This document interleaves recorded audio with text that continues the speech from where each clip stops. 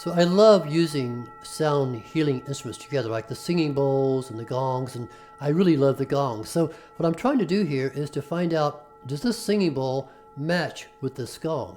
And the answer is yes. They're both tuned to the note of A. This is about a 448 fourth octave hertz. This is a second octave, a 112 hertz. Let's hear that. Let's hear it again. Here's the gong.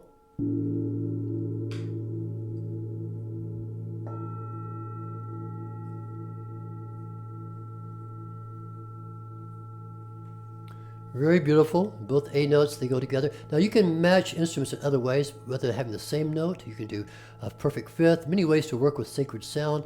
So please come join me as we talk about how to use gongs, other instruments together in this course called the Master Gong Practitioner.